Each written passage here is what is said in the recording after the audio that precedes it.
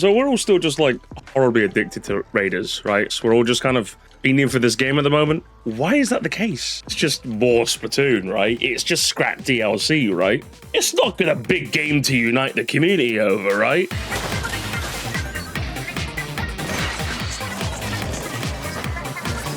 And yet somehow they managed to make a perfect looter shooter just out of nowhere. Like, I didn't even know I wanted a single player Splatoon experience, but now that they've made it, I just want them to make like 2 more of these. Is that all right? Can we get like a trilogy of just this, please? There's only really been a handful of games in this Switch 2 era that have really just put everyone by the balls, you know? But that just posits the question, right? What makes this game so addicting? I think there are definitely elements of it that are simply just a case of it's a looter shooter. They're kind of addicting by design. I do think there are things that are unique to Splatoon specifically that I haven't really seen happen all that often in my admittedly limited experience of looter shooters. I think elevates this to that upper echelon. So when I say the addiction behind looter shooters, what do I mean? One of the marquee aspects of a looter shooter is that it just constantly gives you new things to play about with. In almost every raid you do in Splatoon Raiders, you check that ending screen and you got a new gun, maybe a new part you can tinker with, maybe you finally fully upgraded your tank and you can kind of upgrade that and see what new relics you can equip, maybe try out a new weapon. Almost makes you wonder why they keep asking you to upgrade the hideout, but then you realize upgrading it just gives you even more stuff to tinker with. Scrap your old weapons, upgrade your new weapons, maybe even change your whole entire build while you're at it, which I'm really happy Splatoon lets you do so easily. Now, I'll be honest, when I say I'm comparing it to other looter shooters, I'm mainly just talking about Borderlands, specifically Borderlands 2, because that was the other looter shooter I got addicted to all those many years back. So I'm going to be drawing most of my comparisons from that. And while the different characters were really cool, swapping between them was just basically impossible. You had to kind of do a new playthrough with every character if you wanted to play them. And if you did want to reorient your skills into a different one of the 3 skill trees with the character you're already playing, you'd have to fast travel back to the main hub area and pay a sizable fee. Whereas in Splatoon Raiders, it's as simple as a couple button presses. So Splatoon doesn't choose to lean into if you want to change build you got to do in your playthrough, but instead if you want to get all the loot you possibly can, you have to use all of the builds. And this of course is in the form of those dungeons where you have to do them with all 3 builds to get all the stuff you could possibly want out of them, still incentivizing you to switch between them, to be constantly looking for upgrades, and you never get stale.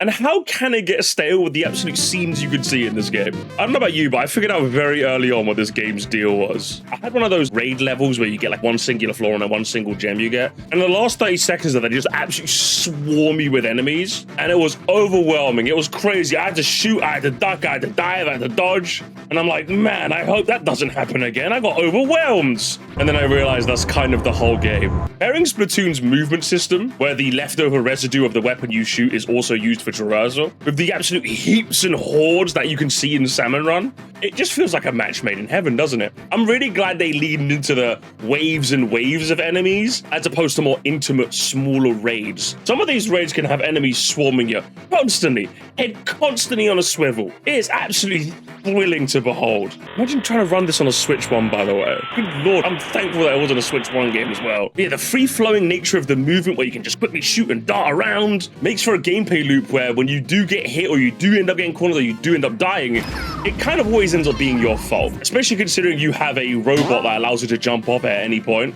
Yeah, dying to bad movement is just an issue on your part entirely. And whenever a game's frustration is more so you being bad as opposed to the game being unfair, it's another one of those addiction cogs that slowly start turning. It's what made a looter shooter with Splatoon just honestly feel like a match made in heaven. And it always feels like Splatoon was meant to go this way. If you're watching this, you're probably no stranger to the Salmon Run mode. A mode that was featured in Splatoon 2 and 3 as a bit of a side option for the multiplayer, really. I mean, shooters in general are no stranger to having like a multiplayer PvP mode and a PvE mode. In fact, the most successful game, I'd argue, in this space in that regard is Call of Duty. I remember many a day where I'd spend hours playing the multiplayer, and when I got a bit bored of that, you'd play the Zombies mode. So Turf War and Salmon Run kind of had another perfect pairing as well in that regard.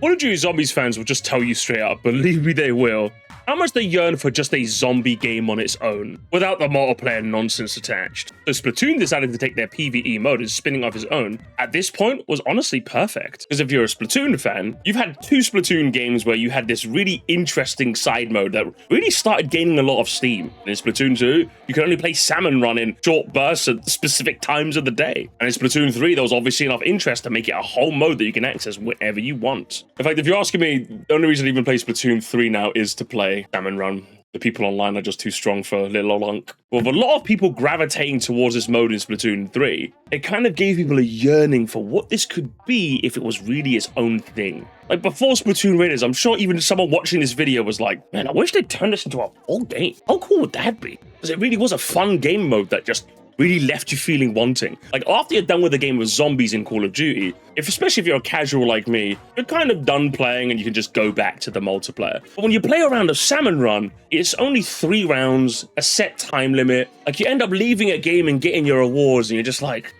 I just want a little more. Very rarely did I leave a Salmon Run game where I felt like I had my entirety of my fill. It always had that factor of just wanting a little bit more, which they evidently channeled perfectly into this game. In fact, those aforementioned short bursts really lend itself to just how unbelievably difficult this game can get. It's a shame that the spicy or super spicy variants don't really push the needle in terms of enemy variety. It's just the same enemies, but they just kind of have a bit more health. But at no point do you ever really feel wanting. At no point do you really ever feel like you're a god.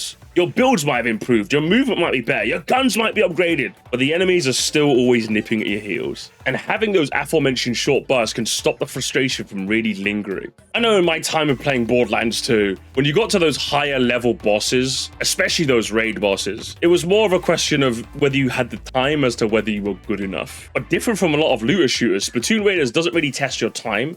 It tests your skill the whole way through, which is something Nintendo really does excellently. Like a lot of their best multiplayer games, Mario Kart, Smash, Star Fox, even Rhythm Heaven that came out recently, they all lend themselves to really shorter play session. You're not going to have any singular match or round or game type of any individual game lasting you like half an hour or an hour typically. You're going to play them in short bursts to get as much fun as possible. And putting that same short burst effect in a looter shooter space is actually really interesting. Because a lot of the end game bosses in these looter shooter spaces are characterized by how long and how lengthy and how gruesome these raids are. So being able to package that in a 90-second time span over a couple of floors, once again, just lends you to that. Come on, one more dungeon, one more. We still got the squad together. Come on. We're on a roll. We can't end on a win.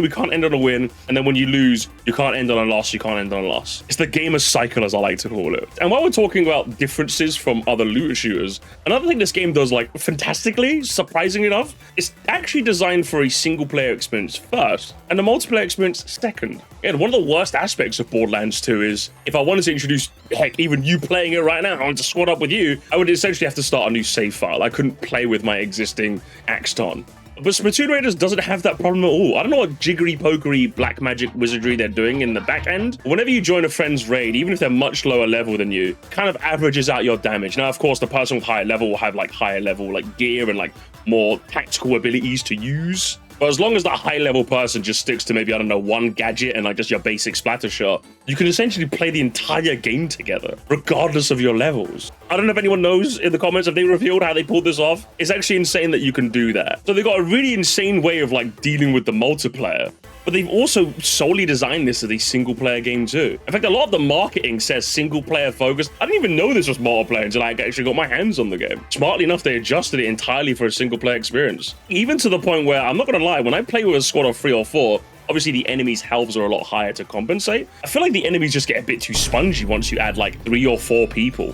Honestly, which makes that single player focus work really well, because you can get the ideal curve the devs intended for you in single player. If you want to play in multiplayer, you can do, but you just have to be a lot more focused, a lot more working as a team, a lot more communication about you to really get it to work. So you've got a looter shooter that works in short bursts, designed for single player first, which has an interesting way of doing multiplayer.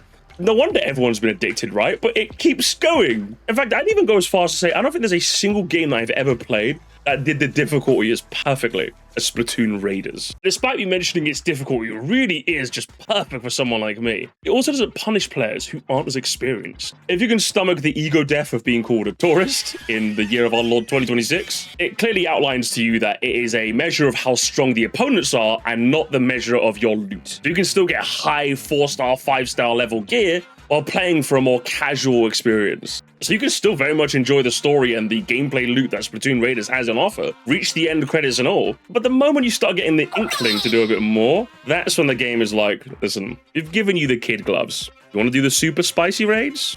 Survivalist difficulty only. I'm sure you understand. And I mean, at that point, if you've beaten the game on the lowest difficulty, reached the end credits and still want to keep playing, it's fair to ask the player, just get good. Like, how brilliant is that, right? If I'm not mistaken, I think Nintendo did say that they wanted to gear this more to newer audiences. What an amazing way to get them really intrigued into the gameplay loop that is Splatoon. It works for the super casuals that really want to experience the curve from the lowest point to really get comfortable. It works for the hardcore Splatoon fans who really just want to play the game at its hardest difficulty possible. And funny enough, it also works for people like me. I'm someone who, while I'm familiar with the gameplay loop of Splatoon, I'm someone that isn't really interested in getting really gamer with it. I'm just a bit too old, you know? I'm 32, I'm a Venusaur at this point. These old hands don't have the same reaction time. And yet Splatoon Raiders has really brought that gamer out in me. And how has it done that exactly? By having a very familiar gameplay loop. One of the most difficult barriers to get over when it comes to a new game that kind of fashions itself on being difficult is the mental wherewithal it takes to really drill down the systems of the game in your head.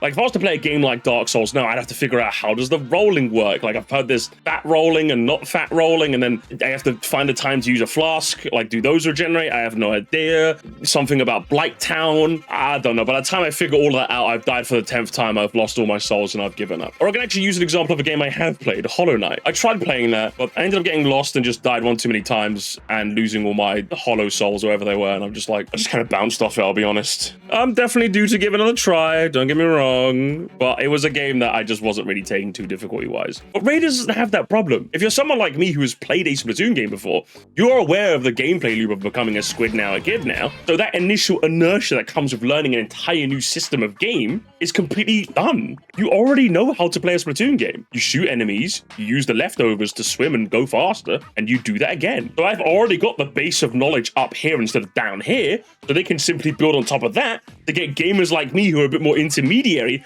to really jump to that hardcore level. And the fact that I'm still playing this game even though I've beaten it, when a lot of the times I tend to drop a game when I'm done, is an indication that I've done that job absolutely fantastically. So when I say this game done difficulty perfectly, I'm not exaggerating when I say that. So that's why I think you're seeing gamers of all skill levels, whether they're new, they're hardcore, or even people like me, really taking to this game with little inertia, short bursts, accessible to new players, combined with all the looter-shooter aspects that we've known from the past. It's no wonder everyone's addicted to this game, and I can see myself definitely playing it for at least the next month minimum, at least until Fire Emblem Fortunes Weave comes out, because I am in fact very excited for that. Just as I'm excited to say thank you for making it to the end of this video. What do you think of my little essay thing I did here?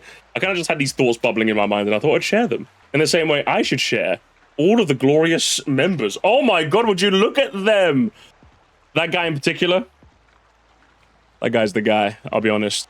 But seriously, let me know, what do you think of this format? Do you like it? Do you want me to do a bit more of this? Because I'm kind of at lost as to what to do when it comes to videos on this channel. Because I'm a live streamer, by the way. If you're new to me, hello, I'm usually a live streamer. I'm probably live right now, even. Probably. You could check the live tab and see if I am. I'm thinking, you know, shorter scripted videos. I think that works, right? I think that works well, I would say. Just the part I'd link more essays, but I don't have more essays, so I'll just link funnies from my live stream that I think you'd find interesting as well. So go click on those if you've got the time for it. And until next time, there's your lot.